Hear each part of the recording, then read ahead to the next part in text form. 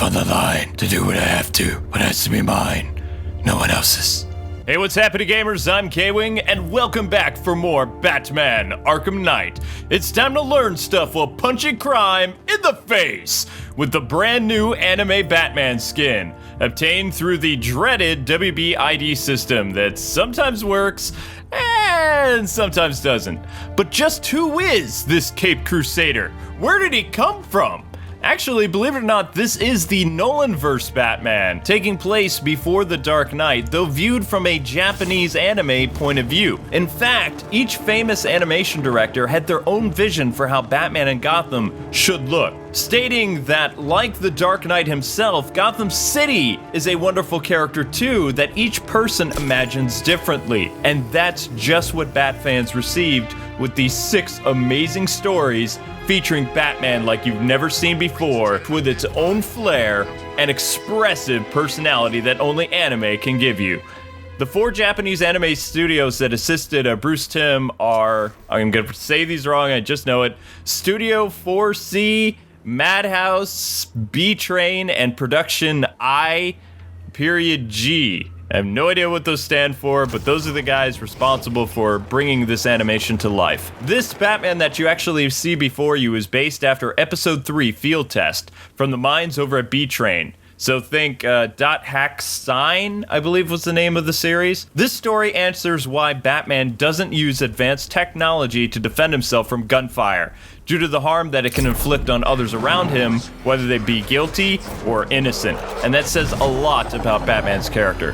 What I really loved about this movie, though, was how even though the visual style is vastly different, each episode expands on the overall plot. Unlike the Nolan films, Gotham Knight showcases 2 very big elements that made the fans go nuts.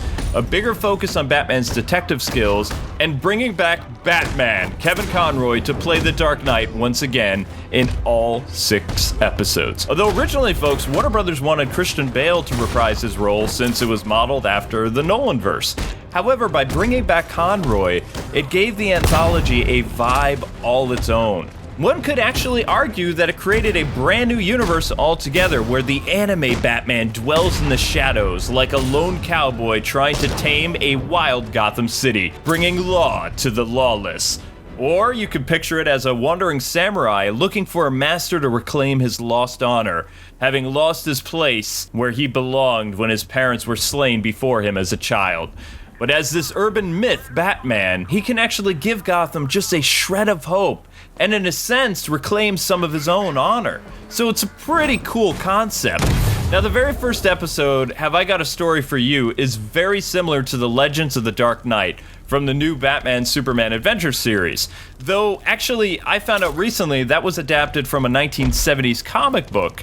So, like the animated series episode, Batman is seen by various children, and each sees Batman completely different. The kids meet up at a skate park in the episode and tell their buddies, "You're not gonna believe what happened to me today, yo." Each skater thinks Batman isn't human either, except for one.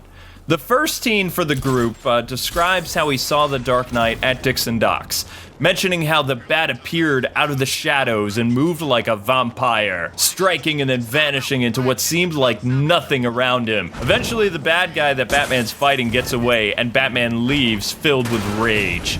Then the girl of the group is like, "No, you're tripping. Batman's not like that. He wasn't anywhere near the docks. Actually, he's a giant bat creature that can fly, and he kills people." And then the boy who hasn't seen the Batman is like, "Whoa, you're fibbing. Everyone knows the bat don't kill." And she's like, "All right, so I'm adding a little bit of color to keep things interesting." Anyway, she says, "I followed the Batman around toward the bridge, and the criminal fell in after Batman punched him. And then I guess you could say Batman went toward the docks." So that's where your story picks up when she's talking to the other guy. The youngest skater says you're both wrong, and Batman isn't like that at all. He's actually a cyborg. And they're like, "What?" And he's like, "Yeah, he's a cyborg. See, this dude held us up at gunpoint on top of Wayne Tower, and Batman appeared out of the sky, and bullets bounced right off him, right? Then he fired something out of his arm and knocked the dude off the building. It was tight." People don't really talk like that anymore, do they? But that's what this movie was like, okay? It was a different time. So before the robber becomes street pavement, he used a jetpack to get away, and then Batman super jumps after him. At least that's what this kid imagines or thinks he sees. Now, these kids in the stories don't realize that Batman probably showed up in a thick armor, used to deflect like fire or something like that, because he has these different suits. We know all this. And then, of course, when he uses his cape glide to go around, which Lucius Fox made in Batman Begins, which to a normal person would look very unearthly, like a giant bat demon is like flying around, this could freak people out. So when these kids see different things, it's like, okay, this guy can't be human. So what I really would have loved, though, is the criminal that Batman's fighting just dubbed the Man in Black if he was Firefly. I mean, think about it. He shows up with a flamethrower on Wayne Tower, and he's dressed in all black. He has goggles and then later gets a jetpack. But no, he's just called the Man in Black or the Robber. Talk about a missed opportunity, Bruce Timm. Anyway, just as the little kid finishes his story, Batman and the Man in Black continue their fight inside this abandoned skate park thing. And Batman looks actually pretty weary from his battle, and the criminal is gaining the upper hand until the kid who hasn't met the Batman yet steps up from behind and saves the Dark Knight with his skateboard. Even Batman needs a little help sometimes. He thanks the kid in person and then disappears in the mist like a ghost. Not many fans really like this first episode due to the character animations. I'm kind of on the fence about it, but most of the movie after that is really good. But yeah, I really don't like how when Batman finally appears, he's kind of fat looking. A very Frank Miller-ish style. That's just my personal opinion on that. Episode 2 changes directions to show how the Special Crime Unit, so the police, see the Caped Crusader. Almost like he's this avenging angel or spawn of the underworld. Especially when Batman is standing in the middle of a raging fire, it just terrifies everyone around him. It's like, what is this creature? And it's just amazing. I will never forget the look on the officers' faces, and the expressions in this episode were just incredible. Anyway, animation or principal animation was handled by IG for this segment, which is the same team behind Ghost in Shell, so you know it's going to be good. From what I've seen from the Batman community, this chapter is very well received, and there are some GIFs made for it too. Crossfire is the name of the episode if you're wondering, and it follows two partners, Anna Ramirez, I think that's her name, who's a Gotham native, and the recently transferred Crispus Allen from Metropolis, who works for Gordon's famed major crimes unit. Though Allen calls this group the Vigilante Cleanup Crew, and he really doesn't like doing what Gordon tells him. He didn't come to Gotham so he could pick up after a vigilante. He actually plans on transferring back to the Midwest very soon, thinking that the GCPD is now a big joke. After Batman leaves Gordon, the Man in Black, from the previous episode, Jim orders the detectives to bring the robber to Arkham, which is the Narrows now.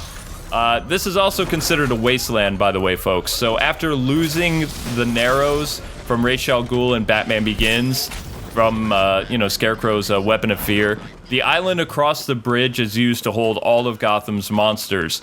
And the GCPD goes across the bridge to drop off the loonies. The best way that I can illustrate this to you in your mind is this is Arkham City. So there you go. The Narrows is just one massive prison and a completely lawless town.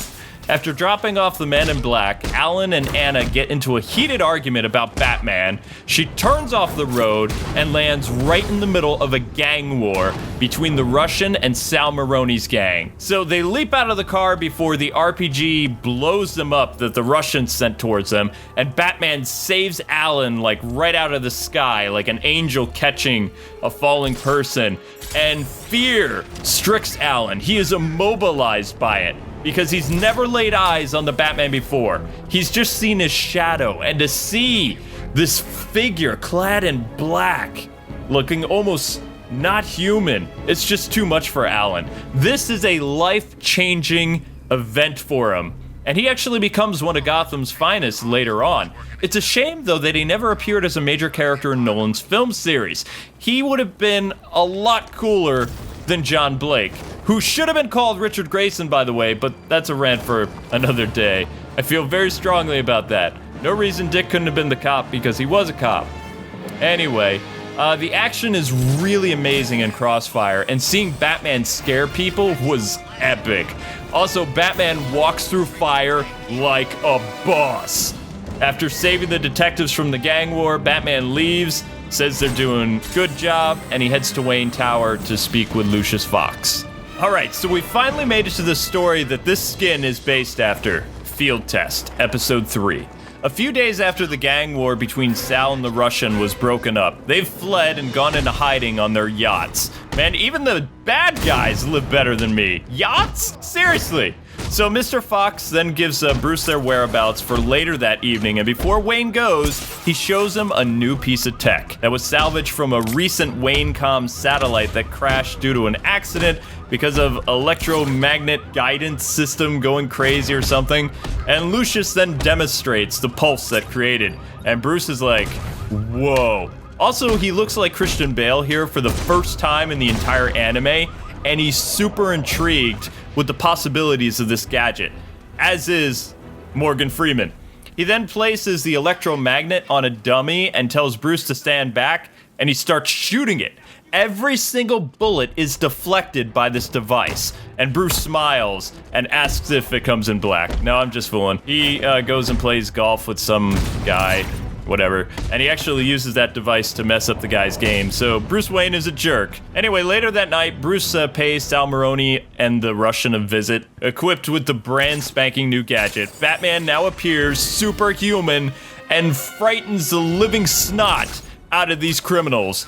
What is this aura that surrounds the Gotham Knight? Nothing can stop him. The bullets are just deflecting everywhere as Batman interrogates both the Russian and Sal. He basically tells them, all right, here's how it's gonna go. You get this side, you get the other side, and if I get you anywhere else, I'll deal with you. So they're like freaking out, right? And all the while Batman's in character and going after these guys, a goon, which is completely shaking in his boots, fires wildly behind Batman at point-blank range, and the bullet deflects off Batman's shield and hits a downed Russian thug. Batman is mortified about what just happens and rushes the wounded man to the ER. In the Batmobile, the dying man says, "You've killed me," and Batman grits his teeth and drives faster and faster trying to get to the hospital because he will not let this man die on his watch because this is his fault. After making it back to Wayne's Applied Science divisions, he returns the gadget to Lucius and says it works too well, along with the quote from, of course, the beginning of this video, which I love that quote, by the way. Aside from Bruce looking like a teenager, this chapter was absolutely fantastic. It showed Batman has compassion even for his enemies. Even for people that are trying to kill him, he will risk his own life, but he won't endanger or harm anyone else's. Well, you know, instead of just breaking their bones and sending the guys into traction, that's totally okay. You just can't kill them. That's Batman's logic for you. Still, it shows that if Batman wanted to, he could easily protect himself with better equipment. He chooses not to, so that no one dies because of his actions. That is very honorable, Batman-san. Madhouse Animation brings us the strangest looking episode next, which is called In Darkness Dwells. With this part of the film looking kind of like Death Note or Hellsing, really wasn't my favorite. It's a very creepy, kind of demonic thing, and it makes Gotham sewers look like the gates to Hades. It's just, yeah, I really don't like it. It's too gory for me. I don't like the style. It's the type of anime that I avoid, but, you know, some people like it, so to each their own. But what's funny is Deadshot was also animated by Madhouse, and it looks nothing like this episode. It's almost like a different studio did it all together. But more on that later. In this episode, Batman faces Killer Croc and the Scarecrow, and Madhouse said they wanted a more horrifying illustration for the viewer. Gordon fills Batman in on how a priest was kidnapped during a riot near Gotham Cathedral, and he believes that Scarecrow's toxin could have been used to cause the riot, which means Scarecrow is back, and he's somehow involved in all this, and Batman has to go find him. So Batman investigates under Gotham and eventually runs into Killer Croc. During the fight, he actually gets bitten by Croc and starts losing it mentally. Like, he starts to go all crazy, and then he realizes that Croc has actually infected him with Scarecrow's toxin somehow. And then he learns that Scarecrow was actually experimenting on Killer Croc, or Wallen Jones, in Arkham. So he's pumped full of this toxin, which is part of the reason why he turned into Killer Croc. So, I mean, they had a Nolan way of explaining why Croc looks the way he looks. And let me tell you, he looks freaky, all right? Very freaky. Think like this corpse that came to life, but it's all green and ugh. Anyway, after following distant voices in the halls of the sewers or whatever, Batman comes face to face with the Scarecrow. He saves the priest and uses the sewer's methane gas that's leaking to create an explosive exit and get away from Crane and his cultists. He meets up with Gordon and Alan and then flies into the night after giving the priest back. And though still heavily affected by Crane's toxin, he, continues for a while and then he has to journey the rest of the time on foot. Which brings us to episode 5, folks. Working Through the Pain by Studio 4C. So again, just like with Madhouse, even though it's the same company doing another episode, it looks nothing like the original video animation. It's completely different. For the most part, this production acts as a flashback for Bruce's training, either before or after the League of Shadows. Wayne is traveling the world trying to learn how to control pain, and he happens to find this lady in India. Back in the present, after rescuing the priest and escaping Scarecrow, Batman actually spooks one of the drugged Scarecrow cultists in the underground, and he shoots Bruce a couple times before fleeing in sheer terror, since the Bat Demon can't be killed, or at least that's what this guy perceives, not realizing that he's actually caused Batman to bleed from his shots. Minutes after the noise dies down, Batman calls Alfred on his comm and says he needs an emergency pickup, so Alfred, I've been shot. Things like that. And then, he examines his wound, and Rambo style, he takes a heating pad from his suit and he puts it on the wound and he burns it shut, and he's like, oh! So that's totally something that Rambo would do. And then he begins to make his journey to the surface. Eventually, Batman does fall due to his pain, and then he just goes back into his mind trying to deal with all this pain. And we learn that his teacher in India, her name was Cassandra. And no, this is not Batgirl, okay? It's not Cassandra Cain. This is a lady in India. She teaches Bruce about 2 types of pain: exterior and interior. Exterior pain is the stuff we can't control, but interior pain can be controlled through your will, so your thoughts. Bruce learns to work through the pain and make it work for him instead of against him. You see this later when a board breaks over his head during a bar fight, and he just stands there unaffected like a boss. Then becomes Bruce Lee, and it's an amazing scene that you have to see for yourself. After the fight, Cassandra actually kicks Bruce out of her house, even though he saved her life, and she says, "I'm sorry for failing you." Now, Cassandra's actually speaking about the weight of Bruce's family's death, and of course his survivor's guilt, meaning how he feels after his parents died. The anime paints a perfect picture of this. Waiting for Alfred at the end of the episode, Batman stumbles upon a gun collection, and he cradles all the guns in his arms, unable to let go of, all the weapons. Even once Alfred shows up in the Keaton mobile, mind you, I love 4C for that, he asks Bruce to give him his hand to help him out, and Batman's like, I can't. This is a beautiful illustration for so many things that just excites me. Batman refusing Alfred's help because this is his burden to carry, no one else's. Or he just can't let go of his mental pain brought on by the gun. That's the reason Cassandra told him to leave. Not because he saved her with his sweet ninja moves, no. It was because he can't let go of his memories. He refuses to move past that horrible night, and he's fueled by justice. The gun has shaped him fully. This is why I love the anime. The narrative and the visuals make such a profound emotional statement and connection with its viewers in ways Western television can't. Batman standing there in the rain, holding those guns with an almost childlike look of fear on his face, of both confusion and agony, looking up at Alfred for the answers, but he just can't move. That is such a compelling scene.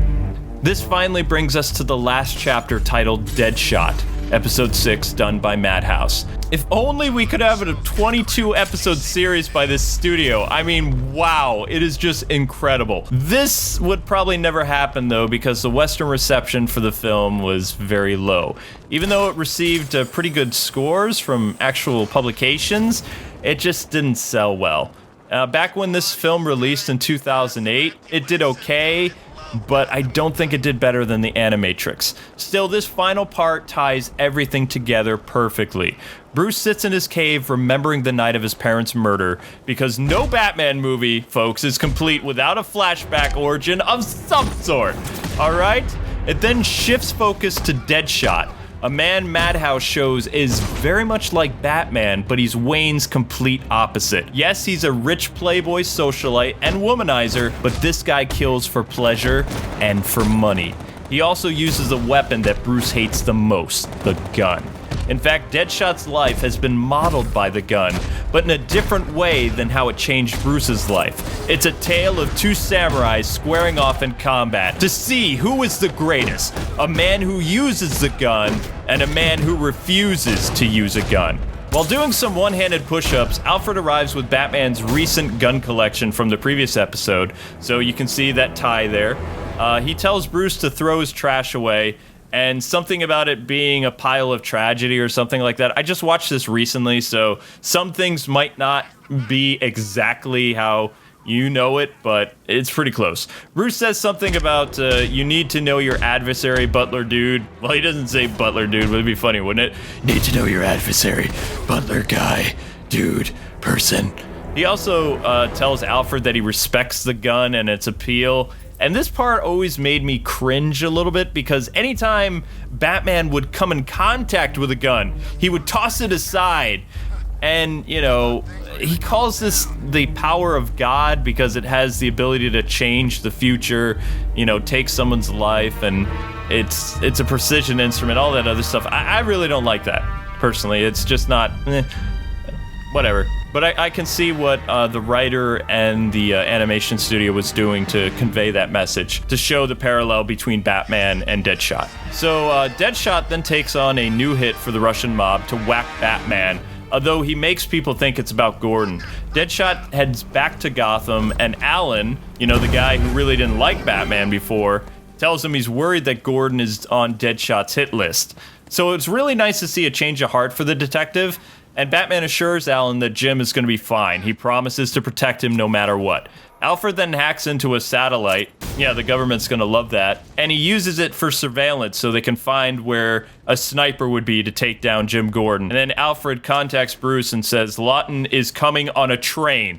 Batman deflects the bullet meant for Jim, and then learns that this was a trap to get Batman. The showdown begins, and it's absolutely amazing.